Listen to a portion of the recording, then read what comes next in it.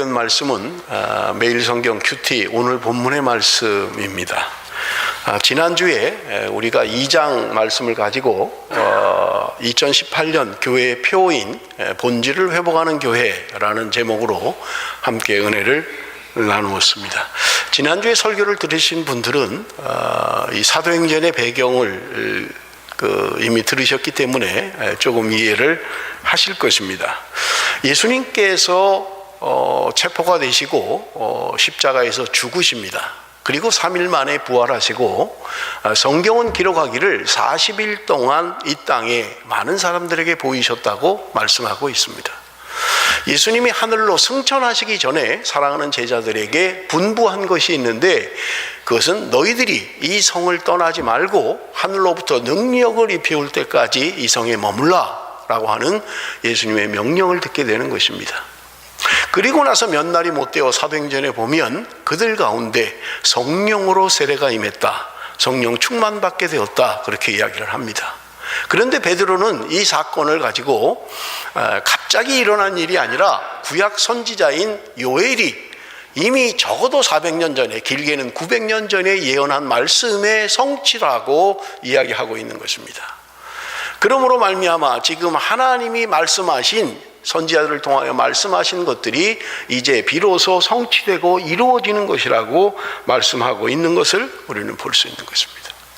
마가의 다락방에 120명 정도가 모였다고 해요. 아마 오늘 우리 성도들 정도 되는 것 같아요. 그런데 그들 가운데 급하고 강한 바람 같은 소리가 들렸다, 그렇게 이야기합니다. 불의 혀 같은 것들이 갈라지면서 각 사람 위에 머물렀다고 이야기합니다. 그러자 그들은 방언을 하기 시작하는데 각 나라 사람들이 각 나라 말로 알아듣는 그런 방언을 했다, 성경은 그렇게 기록하고 있는 것입니다. 그들이 성령이 충만해서 베드로가 한번 설교할 때 성경은 기록하기를 3,000명이 회개하고 돌아왔다, 그렇게 이야기합니다. 베드로는 능력 있는 사람이 아니에요. 우리가 아는 것처럼 범인입니다. 말을 잘하는 사람도 아닙니다. 그런데 그가 성령 충만하니까 하나님의 말씀을 담대히 선포할 때 3,000명이 회개하고 돌아왔다고 성경은 말씀하고 있는 거예요. 그들이 성령 충만을 받고 그들이 돌아왔을 때 그들에게는 놀라운 변화가 일어났던 것입니다. 그들은 사도들의 가르침을 받았고 그들이 서로 교제하고, 그리고 그들은 함께 기도하는 일에 전무했다고 성경은 이야기하고 있는 거예요. 그들이 성령을 받았을 때, 그들이 예수 그리스도를 믿었을 때 어떤 현상들이 일어났는지 우리 한번 다시 한번 봅니다. 사도행전 2장 46절 47절 우리 한번 다 같이 읽습니다.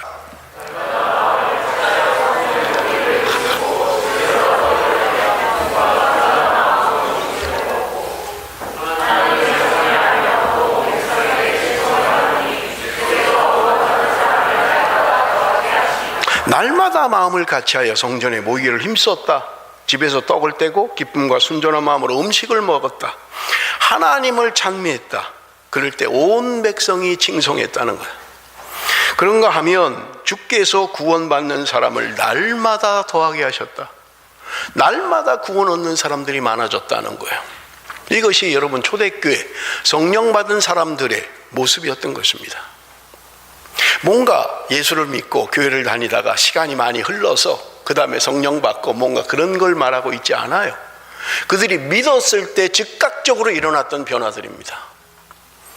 그들은 순전한 마음으로 떡을 떼고 함께 교제하며 성전에 모이기를 힘쓰고 그들은 성령으로 충만해서 기도한 일에 전무했던 것을 우리는 볼 수 있는 것입니다. 자, 초대교회에 지금 성령 충만 받고 성령 세례 받은 다음에 그들이 변화된 모습이 어떤 것이냐? 여러분 3장에 보면, 사도행전 3장에 보면 베드로와 요한이 기도 시간에 성전으로 기도하러 올라가다가 성전 문에 있는 안전뱅이를 보게 됩니다. 이 안전뱅이는 태어나면서부터 안전뱅이였어요. 한 번도 걸어본 적이 없는 사람입니다. 성전 입구에 앉아 있다가 지나가는 사람들에게 동전이나 던져주면 그것을 가지고 연명하는 사람이에요.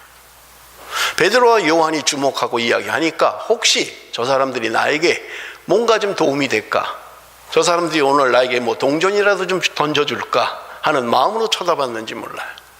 베드로는 나면서부터 안전뱅이 된 사람에게 이야기합니다. 내가 너에게 줄 수 있는 은과 금은 내게 없다. 그러나 나사렛 예수의 이름으로 명하노니 일어나 걸어라. 베드로의 외침 속에 한 번도 걸어본 적이 없는 40여 세나 되는 사람이 그 자리에서 벌떡 일어나는 거예요. 한 번도 걸어본 적이 없는 사람이 걷고 뛰며 하나님을 찬양하는 거예요. 이게 사도행전 3장에 나타난 일이에요. 그들이 성령 충만 받고 능력을 받았던 거예요. 그래서 설교 한 번 할 때 범인인 그가 말씀을 전할 때 3,000명씩 회개하고 돌아왔던 거예요. 한 번도 걸어본 적이 없는 안진뱅이를 향하여 예수의 이름으로 외치니까 그가 벌떡 일어나서 자리를 차고 일어났던 거예요. 여러분, 그것이 사도행전 3장에 기록되어 있는 것입니다. 그런데 4장에 보면 사도들이 설교할 때 이번에는 5,000명이 회개하고 돌아왔다. 성경은 숫자를 이야기하고 있는 거예요. 사도들이 복음을 전하니까 5,000명이 회개하고 돌아왔던 것입니다. 그런데 여러분, 여기 4장에는 이런 부흥의 역사만 기록된 건 아니에요. 그들이 전하는 메시지가 당시 종교 지도자들에게 뭔가 걸림이 됐던 거예요. 그래서 지금 베드로와 요한뿐만 아니라 사도들이 체포가 되어서 감옥에 갇혀 있는 것입니다. 그들이 감옥에 갇혔습니다. 여러분, 지금 베드로와 요한이 잡혀간 공회라고 하는 것은 여러분, 유대인들의 최고 의결기관이에요. 사형도 언도할 수 있습니다. 사람을 죽일 수도 있는 기관이에요. 70인회라고 하는 사내들이라고 하는 종교 최고기관입니다. 자기의 생사 여탈권을 가지고 있는 사람들이에요. 그런데 그들 앞에서 사도들이 얼마나 담대하게 외치는지 몰라요. 그들이 생각할 때, 아니 베드로와 요한, 저 사람은 학문이 없는 범인인 줄 아는데 우리가 공부한 것도 없고 무슨 말을 잘하는 것도 아니고 무슨 똑똑한 사람들도 아니고 그저 평범한 고기 잡는 어부인데 학문 없는 범인인데 어떻게 저 사람들이 저렇게 조리 있게 얘기를 하고 어떻게 저렇게 담대하게 이야기할 수 있는가 놀란 거예요. 그들은 감옥에 갇혀 있으면서도 자신이 지금 죽을 수도 있는 자신의 생사 여탈권을 가진 그 종교 지도자들 앞에서도 담대하게 외쳤던 것입니다. 여러분, 이것이 사도행전 4장에 기록되어져 있는 이야기인 것입니다. 여러분, 우리가 전하는 복음을 세상은 좋아하지 않습니다. 그래서 참된 복음을 전하면 때로는 힘을 가진 자들이 폭력으로 방해하는 거예요. 힘을 가진 자들이 감옥에 가두면서 방해하는 거예요. 그런데 그들이 감옥에 갔지만 그들의 복음은 매이지 않았던 것입니다. 두려워하지 않았던 거예요. 성령이 주시는 힘으로 성령이 말하게 하심을 따라서 담대하게 복음을 외쳤던 거예요. 듣는 사람들이 놀랄 정도로. 저 사람들 우리가 다 잘 아는 사람들인데 공부도 별로 많이 하지도 못한 사람들, 그저 뭐 고기나 잡던 사람들, 저 사람들이 어떻게 저렇게 말을 잘할 수 있는가, 어떻게 저렇게 조리 있게 말을 하는가, 그들이 놀래고 말았던 거예요. 여러분, 사도행전 5장에 보면, 왜냐하면 지금 7장을 설교해야 되기 때문에 지난주에 2장을 해서 설명을 해나가는 거예요. 5장에 보면 초대교회의 불행한 역사가 기록되어 있는 것을 볼 수 있습니다. 여러분, 5장에 보면 아나니아와 삽비라라고 하는 사람이 거짓말을 하는 것을 볼 수 있어요. 여러분, 초대교회 바나바라고 하는 사람이 은혜를 받고 자기 땅을 다 팔아서 하나님 앞에 드렸던 거예요. 교회 앞에 전 재산을 내놨어요. 그러니까 아나니아와 삽비라도 아마 공명심이 있었는지 아니면 뭔가 자기를 드러내려고 했는지는 모르겠어요. 성경이 말하고 있지 않으니까요. 그들도 땅을 팔았어요. 팔고 보니까 너무 아까운 거예요. 그래서 얼마를 숨기고 그 얼마를 내놨던 거예요. 베드로가 그들에게 묻습니다. 이게 판 거 다냐? 그러니까 그들이 이야기하기를 이게 답니다 라고 얘기했던 거예요. 베드로는 그에게 이야기합니다. 너가 어찌하여 성령을 속이려고 하느냐? 아니, 내가 판 거예요. 내가 드리는 건 내가 마음대로 할 수 있잖아요. 내가 반을 드리든 3분의 1을 드리든 그게 뭐 무슨 문제가 돼요. 그런데 왜 속이느냐 이거예요. 왜 성령을 속이냐? 너가 다가 아닌데 왜 다라고 이야기하느냐? 아나니아는 그 자리에서 죽습니다. 사람들이 그를 장례 지르러 데리고 나갔다가 돌아오는데 그의 아내가 들어와요. 같이 있지 않았던 거예요. 아내가 들어옵니다. 베드로가 또 묻습니다.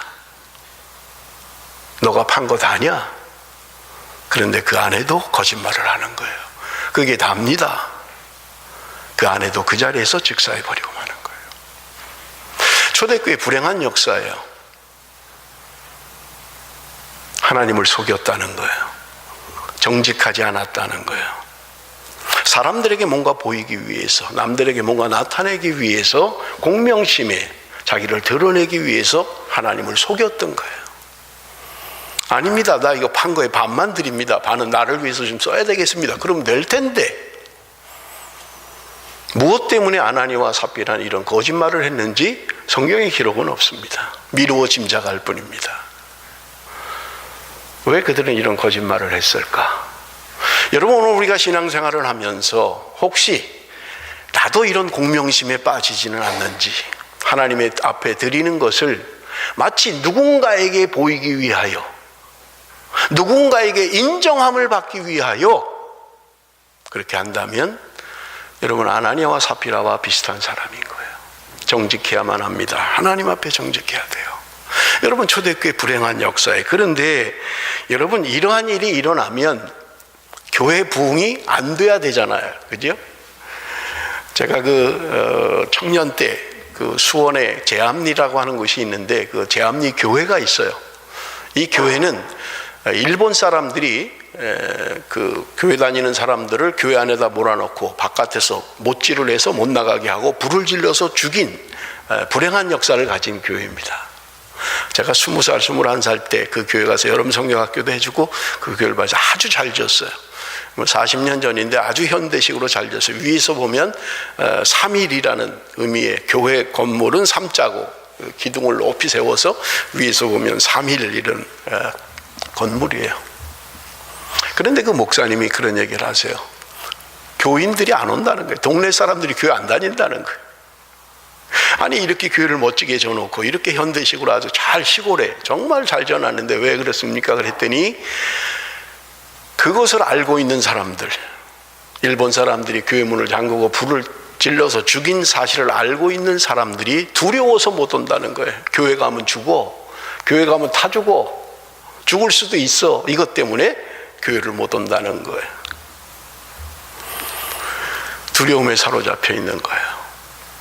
그런데 여러분, 초대교회는 이상해요. 아나니와 삽비라가 그렇게 하나님이 쳐서 죽였음에도 불구하고 교회는 부흥을 하는 거예요. 부흥의 역사가 있는 거예요. 여러분, 5장 12절에서 14절을 보십시다. 사도행전 5장 12절에서 14절. 사도들의 손을 통하여 민간의 표적과 기사가 많이 일어나며 믿는 사람이 다 마음을 같이하여 솔로몬 행각에 모이고 그 나머지는 감히 그들과 상종하는 사람이 없으나 백성이 징송하더라. 믿고 주께로 나오는 자가 더 많으니 남녀의 큰 무리더라. 아나니와 삽비라 사건 이후의 사건을 기록하고 있는 거예요. 사람들 생각에 아이고, 교회 가서 사람이 죽었대, 거짓말하다가 죽었대, 이렇게 되면 두려워서 못 갈 거 아니에요. 그런데 하나님 앞에 더 믿는 사람이 많아졌다는 거예요. 더 하나님 앞에 나왔다는 거예요. 5장의 아나니와 삽비라의 불행한 사건이 6장에도 기록되어져 있습니다. 6장에도 불행한 사건이 등장하는 것을 볼 수 있어요. 6장 1절 우리 한번 같이 읽습니다.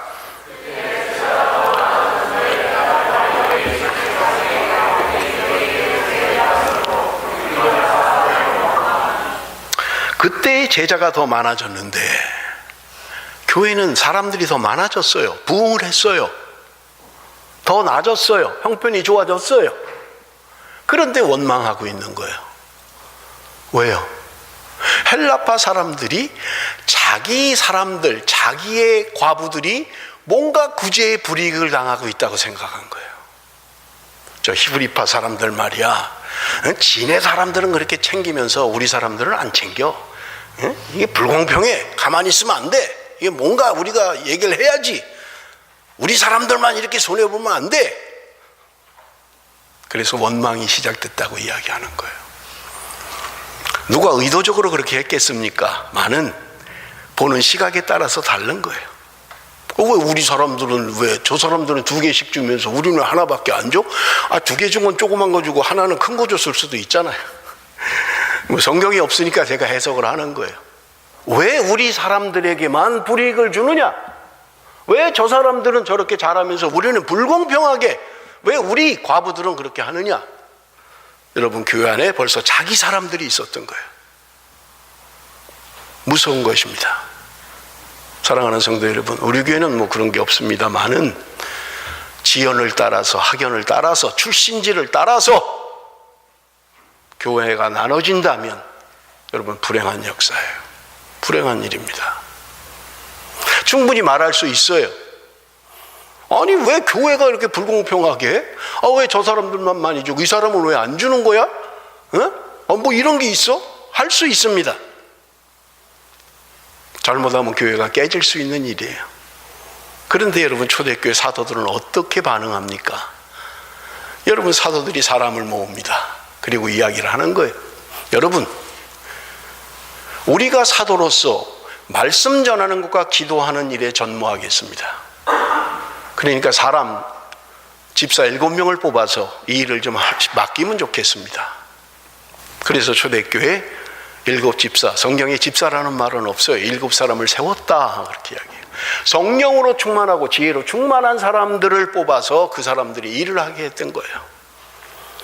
그런데 여러분, 이 일이, 여러분 성경을 보십시오. 사도행전 6장 1절에서 6절입니다. 그때 제자가 더 많아졌는데 헬라파 유대인들이 자기의 과부들이 매일의 구제에 빠짐으로 히브리파 사람을 원망하니 12사도가 모든 제자를 불러 이르되 우리가 하나님의 말씀을 제쳐놓고 접대를 일삼는 것이 마땅하지 아니하니 형제들아, 너희 가운데 성령과 지혜가 충만하여 칭찬받는 사람 7을 택하라. 우리가 이 일을 그들에게 맡기고 우리는 오로지 기도하는 일과 말씀 사역에 힘쓰리라 하니 온 무리가 이 말을 기뻐하여 믿음과 성령이 충만한 사람 스데반과 빌립과 브로고로와 니가노로와 디몬과 바메나와 유대교에 입교했던 안디옥 사람 니고라를 택하여 사도들 앞에 세우니 사도들이 기도하고 그들에게 안수하니라.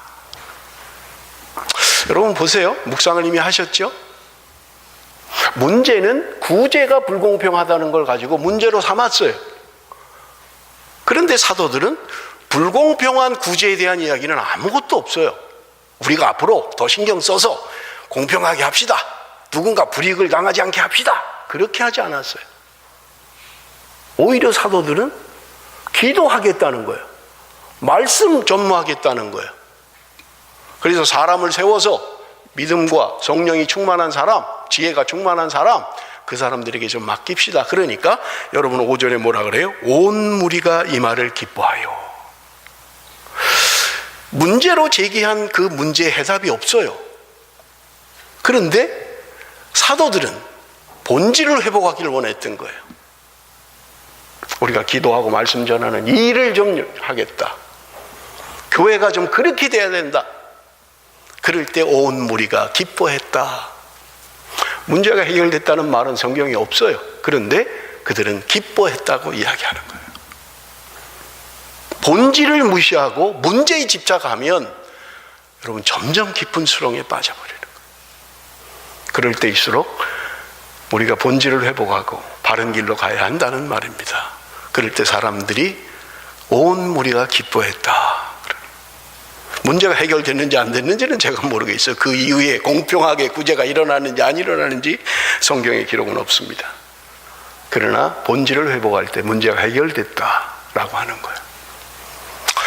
문제의 해답을 찾으려고 하면 문제가 더 깊어집니다. 그럴 때 기도하고 말씀 가운데 답을 찾아야 되는 거예요. 그럴 때 우리는 바른 길을 갈 수 있다고 성경은 우리에게 말씀하고 있는 것입니다. 자, 여러분 오늘 우리가 7장을 읽었습니다만은 7장에 이제 스데반에 대한 이야기가 나와요. 7장은요, 전장이 스데반의 설교입니다. 전장이 설교예요. 성경 가운데 이보다 긴 설교가 없어요. 그만큼 중요하기 때문에 지금 누가는 스데반의 설교를 한 장에 할애하고 설교하고 있는 거예요. 자, 스데반이 누구입니까? 여러분, 스데반이라고 하는 사람은 6장에서 이야기한 것처럼 7집사 뽑힌 가운데 첫 번째로 이름이 나와요. 은혜가 충만한 사람, 믿음이 충만한 사람, 칭찬 듣는 사람. 스데반이라는 이름은 크라운이라는 이름의 뜻을 가지고 있어요. 왕관, 너는 왕관을 써라. 왕관 같은 사람이 되라. 세상의 지도자가 되라. 그런 의미로 아마 부모님이 이름을 지어주신 것 같아요. 그래서 이름의 뜻이 스데반은 크라운이라는 이름의 뜻을 가지고 있습니다. 스데반이 어떤 사람인가 우리가 성경을 좀 추적합니다. 6장 8절, 스데반이 은혜와 권능이 충만하여 큰 기사와 표적을 민간에 행하니. 성령 충만받고 능력을 행하는 사람이었어요. 은혜와 권능이 충만하여 기사와 표적이 나타났다. 6장 10절, 스데반이 지혜와 성령으로 말함을 그들이 능히 당하지 못했다. 그는 성령의 사람이었습니다. 성령으로 말하게 했다는 거예요. 15절, 공회 중에 앉은 사람들이 다 스데반을 주목하여 보니 그 얼굴이 천사의 얼굴과 같더라. 제가 오늘 설교 제목을 그 얼굴이 천사의 얼굴과 같더라, 그렇게 설교 제목을 정했어요. 여러분, 지금 스데반을 체포하고 스데반에게 모함을 하고 지금 그 억울하게 하는 사람들이에요. 자기를 죽일 수 있는 사람들입니다. 권력자들이에요. 그런데 그 앞에 서 있는 스데반이 모함을 당하고 있는 거예요. 억울한 일을 당하고 있습니다. 그런데 그 얼굴이 천사의 얼굴과 같았다는 거예요. 여러분, 천사의 얼굴은 도대체 어떤 걸까요? 일부 예배 때도 제가 질문했습니다만 저는 아직 천사를 보지 못해서 그 얼굴이 어떤지는 모르겠어요. 그러나 성경이 천사의 얼굴과 같았더라 라고 이야기할 때 평안함과 온유함과 그런 거 아니겠어요? 뭔가 막 이런 모습이 아니잖아요. 그렇다면 그렇게 표현할 수도 없겠죠. 그 얼굴이 천사와 같았다라는 말은 평온한 상태, 전혀 흔들림이 없는, 지금 자기를 죽이겠다고 달려드는 사람들이에요. 사람들을 충동질시켜서 거짓으로 모략을 하고 지금 모함을 하고 이러는 사람들이에요. 그 사람들 앞에 서 있는데 어떻게 평안할 수 있어요? 어떻게 천사의 얼굴을 할 수 있어요? 도대체 어떤 신앙을 가졌길래, 도대체 스데반은 어떤 사람이길래 자신을 모함하고 죽이고 모욕하고 핍박하는 사람들 앞에서 천사의 얼굴을 할 수 있느냐 하는 것입니다. 여러분, 성경은 칭찬받는 사람이었다 3절, 믿음과 성령이 충만한 사람이었다 5절, 은혜와 권능이 충만한 사람이었다 스데반에 대하여 이렇게 설명하고 있습니다. 6장 7절입니다. 하나님의 말씀이 점점 왕성하여 예루살렘에 있는 제자의 수가 더 심히 많아지고 호다한 제사장의 무리도 이 도에 복종하니라. 하나님의 말씀이 왕성해졌다는 거예요. 초대교회, 하나님의 부흥을 경험하고 성령으로 충만한 사람들이 말씀 앞에 섰다는 거예요. 그럴 때 하나님께서 그들을 놀라운 변화를 일으켰던 거예요. 제사장의 무리도 이 도에 복종했다. 그 당시에 제사장들이 말씀을 듣고 돌아왔다고 이야기하는 거예요. 여러분, 종종 우리의 신앙은 너무 극단적이에요. 그래서 말씀 하고 이렇게 강조하면 뭐 능력, 이적 이런 거는 아예 그냥 뭐 거들떠도 안 보는, 말씀만이 참 신앙이야. 또 능력, 막 기적, 막 뭐 이적 이런 거를 하는 사람들은 그 뭐 말씀 그러고 뭐 능력도 없는 사람들이 뭐 이러고 또 능력만 강조하는 거예요. 그런데 여러분, 초대교회 모습을 보십시오. 그들은 말씀으로 충만하며 능력으로 충만했던 거예요. 어떤 한쪽에 치우치지 않았던 거예요. 오히려 강조한다면 여러분, 사도행전을 묵상해 보십시오. 기적과 이적을 앞세우지 않습니다. 언제나 하나님의 말씀을 먼저 앞세워요. 말씀의 사람이 될 때, 말씀에 순종하는 사람이 될 때 그들이 능력과 기적이 나타났다고 이야기하는 거예요. 여러분, 스데반의 설교를 우리 좀 한번 살펴보면 좋을 것 같아요. 여러분, 이번 주 목요일까지가 스데반의 설교 묵상입니다. 계속 여러분들 좀 깊이 묵상을 하시면 좋겠고요. 이번 주에 스데반이 도대체 무슨 설교를 했는지 한번 좀, 우리 오늘 읽은 본문을 우리 좀 다시 한번 잠깐 보면서, 여러분, 지금 스데반이 강조하고 있는 것은 아브라함을 이야기합니다. 그 다음에 요셉을 이야기하고요. 그 다음에 모세를 이야기합니다. 그리고 성전을 이야기합니다. 우리 조금 추적을 좀 할 텐데 7장 2절에서 5절 우리가 이미 읽었습니다만은 7장 2절에서 5절을 좀 보겠습니다.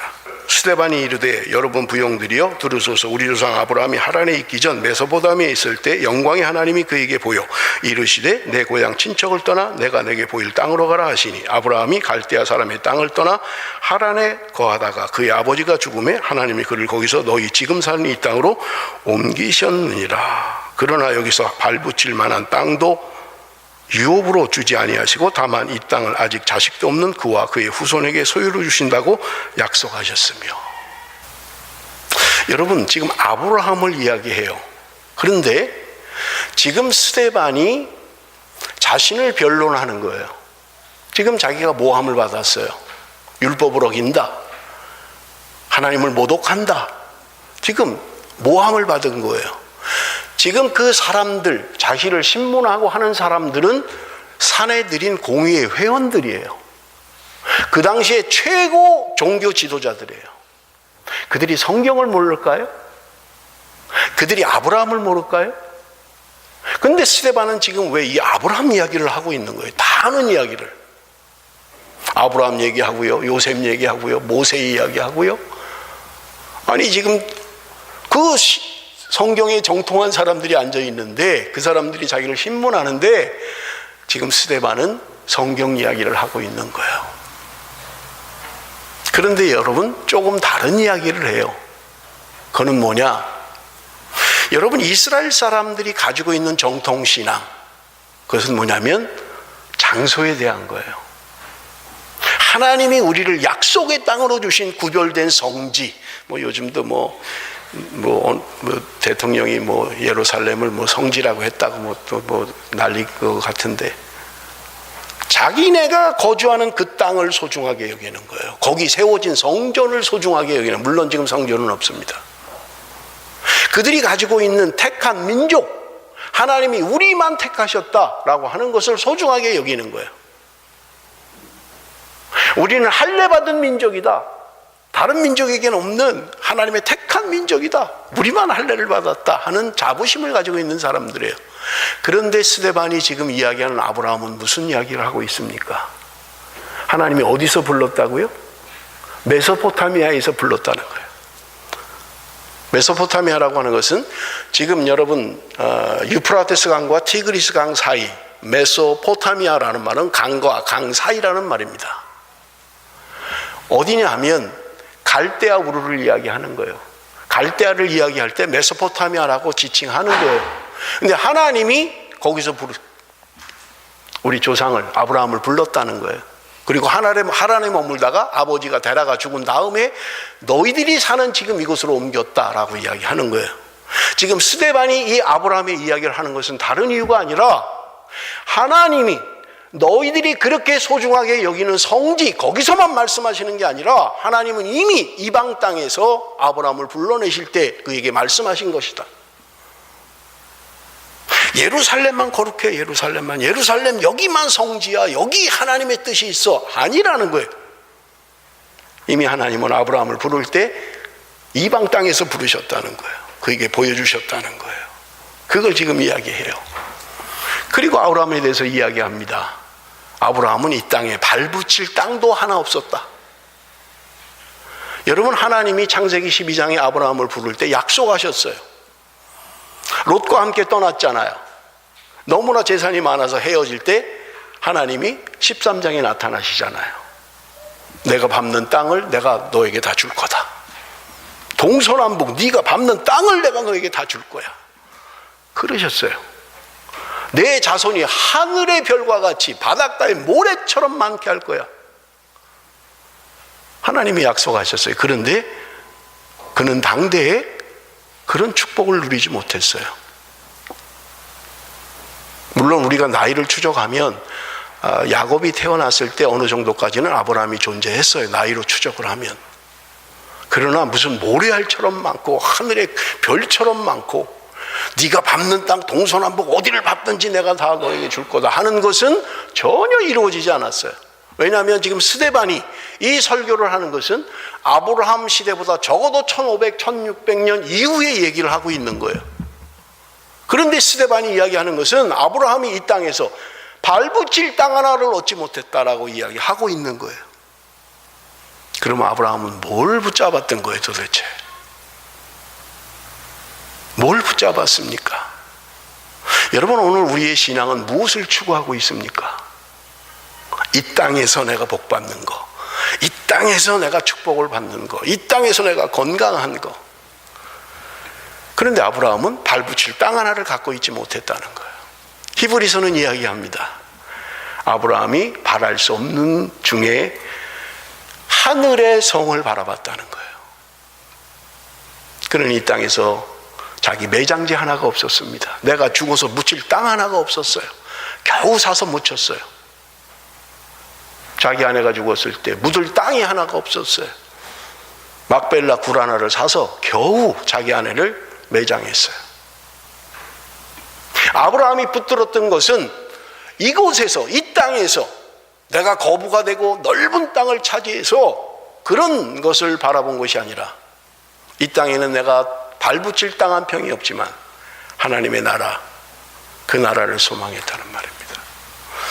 지금 스데반은 그 이야기를 하고 있는 거예요. 너희들이 그렇게 소중하게 여기는 아브라함의 후손, 하나님이 그들과 언약을 맺은 것, 할례 언약을 맺은 것은 시내 산에서 율법을 받기 훨씬 전에 하나님이 아브라함과 맺은 것이다. 그렇잖아요. 아브라함 그리고 이삭, 그 아들 야곱 때 그 아들 요셉이 애굽으로 내려가잖아요. 그래서 애굽에서 400년 포로 생활을 하잖아요. 그리고 나서 이제 출애굽을 하잖아요.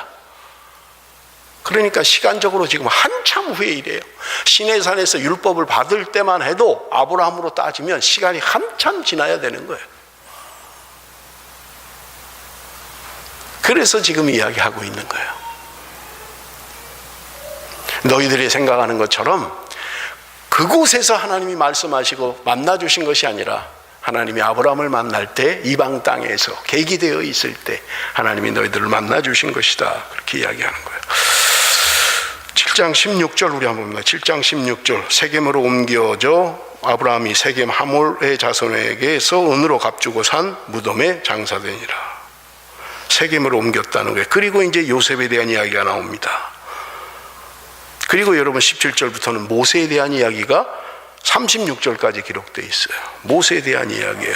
33절 우리 한번 봅니다. 33절 다 같이 읽습니다. 시작.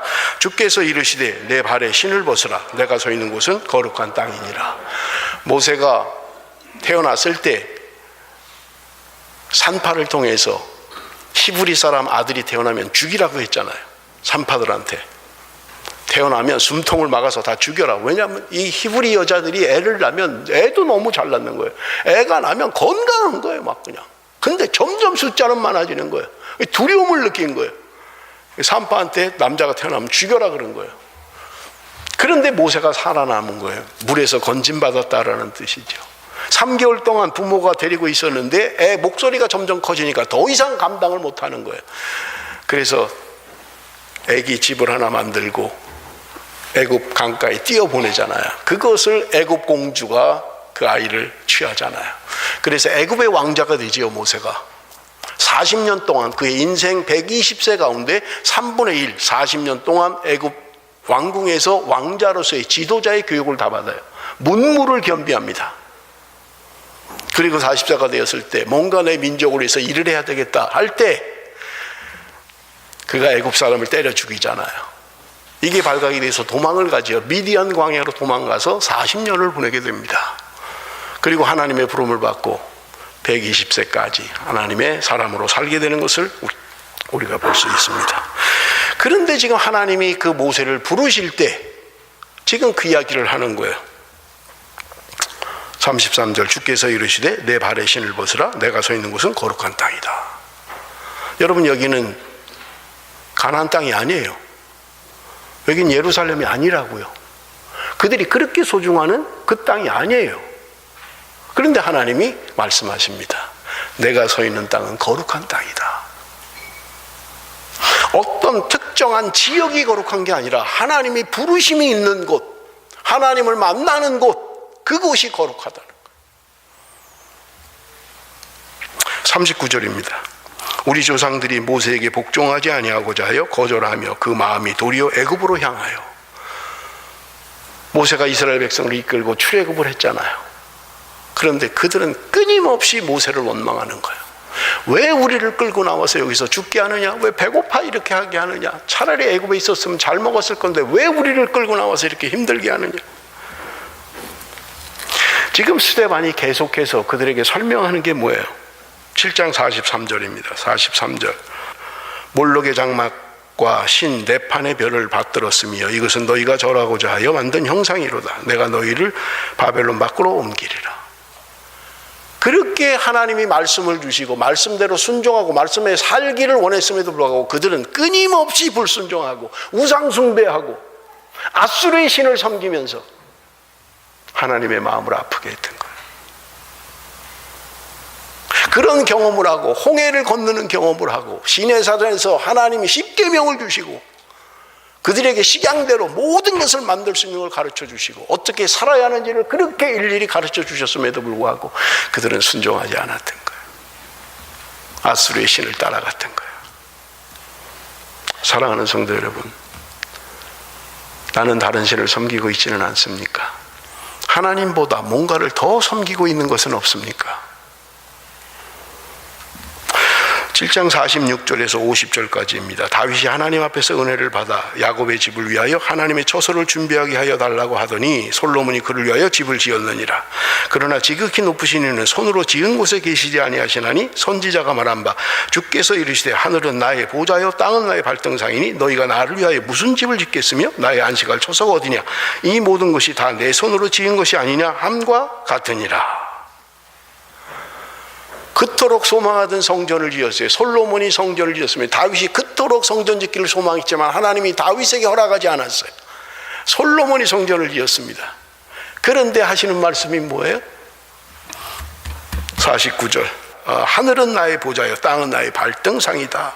너희가 나를 위하여 무슨 집을 짓겠느냐? 이해가 되십니까? 너희들이 짓는 집에 나를 가둘 수는 없다는 거예요. 하나님은 그런 분이 아니라는 거예요. 너희들이 그토록 아름답게 지은 그 성전 안에 하나님이 갇혀 계신 분이 아니라는 거예요. 그러니 여러분 지금 이야기를 듣고 있는 사람들 한번 상상을 해 보십시오. 자기들이 그토록 소중하게 여기는 것들을 다 부정하고 있는 거예요. 그래서 51절에 뭐라고 이야기합니까? 51절 목이 곱고 마음과 귀에 할례를 받지 못한 사람들아 너희도 너희 조상과 같이 항상 성령을 거스르는도다. 52절 너희 조상들이 선지자들 중에 누구를 박해하지 아니하였느냐? 의인이 오시리라 예고한 자들을 그들이 죽였고 이제 너희는 그 의인을 잡아준 자여 살인한 자가 되나니 너희는 천사가 전한 율법을 바꿔도 지키지 아니하였도다 하니라. 이것이 스데반의 결론입니다. 너희 조상들이 선지자들 중에 내가 보낸 선지자들 중에 박해하지 않은 사람이 어딨냐는 거예요. 하나님의 말씀을 증거하는 선지자들을 전부 다 박해했던 거예요. 우리 귀에 듣기 좋은 얘기 해라. 뭐 맨날 죄다 회개해라 이런 말 하지 말고 듣기 좋은 얘기 축복입니다. 잘 될 겁니다. 복 받을 겁니다. 이것만 자꾸 하라는 거예요.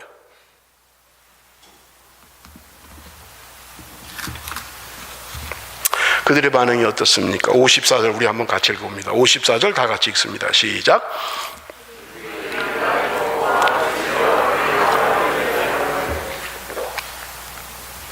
그들이 이 말을 듣고 스데반의 명설교를 들은 거예요. 성경 어느 곳에서 이런 설교가 없어요. 이렇게 긴 설교가 없어요. 아브라함부터 시작해서 온 이스라엘의 역사를 망라하는 새로운 역사관을 가지고 있는 거예요. 학생들은 성경을 많이 읽으십시오. 하나님이 주시는 사관을 가져야 돼요. 성경적 사관을 가져야만 합니다. 하나님의 구속사예요. 세상은 힘 있는 사람이 이끌어가고 변화해가는 것 같지만 아니에요. 하나님이 이끌어 가시는 거예요. 이 세상의 역사는 강대국이 이끌어가는 것 같지만 아닙니다. 하나님이 이끌어가는 거예요. 하나님의 구속사를 볼 수 있어야 돼요. 하나님의 역사를 볼 수 있어야만 합니다. 여러분 미국이 지배하는 것 같고 중국이 지배하는 것 같습니까? 아닙니다. 하나님이 지배하시는 거예요. 하나님이 역사를 만들어가는 것 뿐이에요. 그들은 그냥 도구예요. 하나님의 도구일 뿐이에요.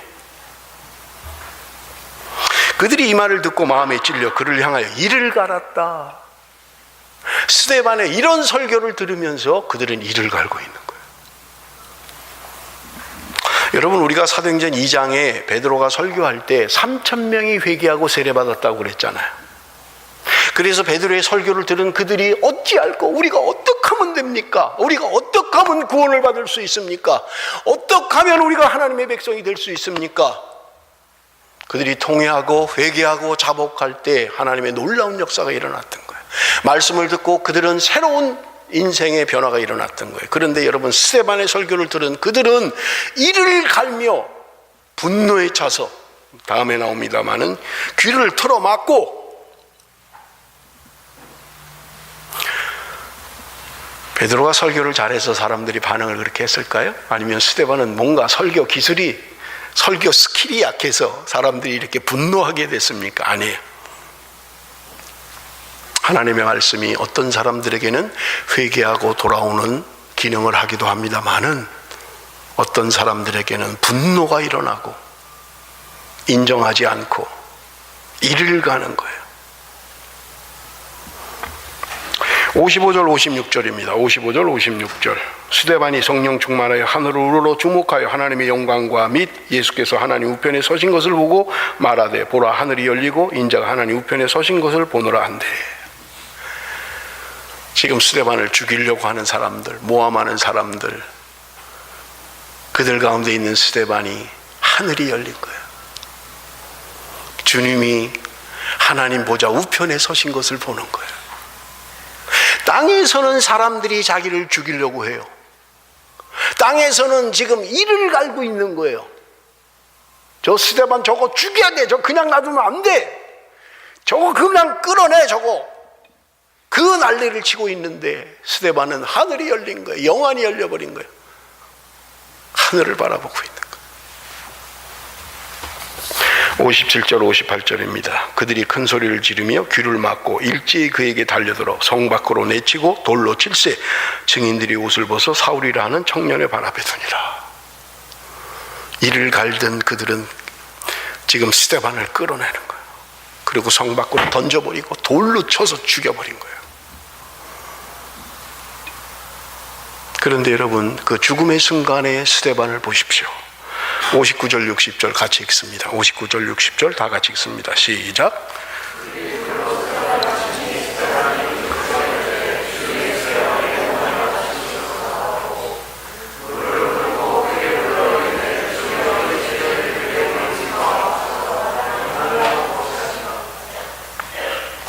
스데반이 돌에 맞아 죽어가면서 기도합니다. 주 예수여 내 영혼을 받으소서. 무릎을 꿇고 크게 불러 이르되 주여 이 죄를 그들에게 돌리지 마옵소서.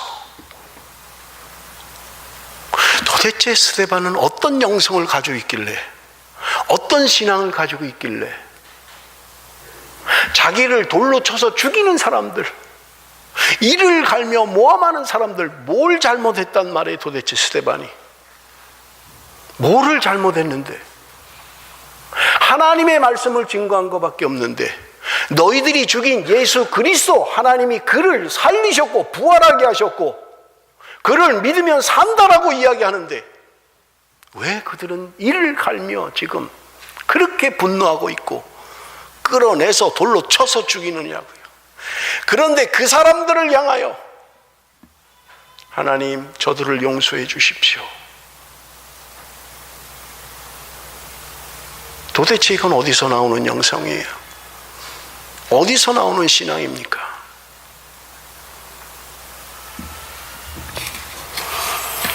하늘을 바라보며 하늘이 열렸다고 이야기하는 거예요. 여러분, 스데반이라는 이름의 뜻은 크라운이라고 말씀을 드렸어요. 너는 이 땅에서 왕관 같은 사람이 되라. 남들 위에 군림하는 높은 사람이 되거라. 아마 그렇게 부모님이 이름을 지어줬을 거예요. 그런데 그는 이 땅에서 짓밟히고 모함을 당하고 돌에 맞아 죽었던 거예요. 무슨 영광입니까? 무슨 크라운이란 말이에요. 그런데 하늘이 열리고 하늘을 보았던 거예요. 이 땅에서 주는 영광의 면류관은 없었어요. 부모님이 바라는 그런 기쁨의 영광은 없었어요. 그러나 분명한 것은 하나님이 주시는 영광의 면류관을 받았었다는 거예요. 세상 사람들은 조롱하고 미워하고 증오하고, 그래서 말도 안 되는 죄도 아닌 것들을 자기들의 비위 안 맞는다고, 자기들의 권력 유지 안 맞는다고 끌어내서 죽여버리고 만 거예요. 그러나 그런 원망하지 않았던 거예요. 내가 시대를 잘못하고 나서 그렇게 이야기하지 않았어요. 하나님이여, 저들의 죄를 용서하여 주옵소서. 주님이 이렇게 기도하셨잖아요. 주님이 이렇게 기도하셨잖아요. 소리를 지르면서 야 이놈들아 내가 무슨 죄를 졌다고 뭐 이렇게 하지 않았다. 세상 사람들은 자기를 향하여 돌을 던지는데 피를 철철 흘리면서 스데반의 눈에는 하늘이 열리고 주님의 보좌가, 하나님의 보좌가 보이는 거예요. 이 땅에서의 영광은 아무것도 없었는지 모르지만 하늘 보좌, 하나님의 영광, 하나님이 주시는 영광의 면류관을 받았을 것입니다. 성경을 한 군데만 읽고 마치겠습니다. 사도행전 1장 8절 우리 한번 같이 읽습니다. 사도행전 1장 8절 다 같이 시작. 오직 성령이 너에게 임하시면 너희가 권능을 받고 예루살렘과 온 유대와 사마리아와 땅끝까지 이르러 내 증인이 되리라. 예수님께서 승천하면서 하셨던 말씀이에요. 성령이 너에게 임하시면 너희가 권능을 받고 예루살렘과 유대와 사마리아와 땅끝까지 이르러 내 증인이 되라. 여러분, 그런데 지금 예루살렘 교회가 말씀드린 것처럼 3,000명씩 회개가 들어왔습니다. 사도들이 복음을 전할 때 5,000명씩 들어왔습니다. 날마다 그들이 예수 믿는 사람이 많아졌다고 성경은 이야기해요. 예루살렘 교회는 부흥이 됐어요. 예루살렘 교회는 엄청난 부흥을 했어요. 그런데 주님이 말씀하신 이 명령은 지키지 않고 있는 거예요. 여러분, 그래서 다음 주에 제가 계속해서 설교할 겁니다만은 사도행전 7장과 8장과 9장은 대단히 중요합니다. 스데반의 순교 이후에 그들은 엄청난 박해를 받아요. 그래서 예루살렘에 살지 못하고 다 도망가 버리는 거예요. 다른 나라로 막 도망가요. 이걸 우리는 디아스포라라고 이야기합니다. 죽음이 두려워서, 박해가 두려워서, 핍박이 두려워서 도망가 버린 거예요, 다른 나라로. 그런데 그곳에서 복음을 전하는 거예요. 그곳에서 교회가 세워지는 거예요. 돌이켜보니까 주님이 말씀하신 것을 안 지키고 있었던 거예요. 땅끝까지 너희들은 가서 증인이 되라 그랬는데 안 가고 있었던 거예요. 그러니까 박해를 통해서 흩어버린 거예요. 흩어버린 거예요. 팝콘 옥수수 팝콘 기계에다 놓고 가열을 하면 퐁퐁퐁 터져버리잖아요. 얼로 튈지 뭐. 하나님의 복음이 박해와 핍박으로 말미암아서 전 세계로 확산되는 복음의 기폭제가 되었던 것입니다. 사랑하는 성도 여러분, 나는 어떤 시각을 가지고 인생을 살아가고 있습니까? 나는 뭐 하려 이민 와가지고 내가 이 고생을 하는 거지? 내가 이러려고 여기 왔나? 하나님의 시각을 가지십시오. 하나님의 마음을 가지십시오. 성경적 역사관을 가지십시오. 하나님이 나를 여기 존재케 하는 이유가 무엇인지. 하나님은 오늘도 내 고난과 내 핍박과 어려움을 통해서 하나님의 복음을 전하는 증인 삼으시기를 원하시는 거예요. 네가 안 가니? 내가 흩어버릴 거야. 네가 이래도 안 간 이네들이 두려워서 도망가고 다른 데로 도망갔던 그들이 교회를 세우고 하나님의 복음의 증인이 되었던 것입니다. 말씀을 마칩니다. 사랑하는 성도 여러분, 나는 여기 왜 있습니까? 나는 여기 왜 존재합니까? 하나님의 시각을 가지십시오. 하나님이 나를 복음의 증인으로 삼으시기 위해서 오늘도 하나님께서 나를 어려움과 고난 가운데서도 이곳까지 보내셔서 하나님의 증인으로 살게 하시는 하나님의 뜻을 깨달아 하나님의 도구로, 하나님의 사람으로 복음의 증인으로 살아가시는 저와 여러분이 되시기를 바랍니다. 기도하겠습니다.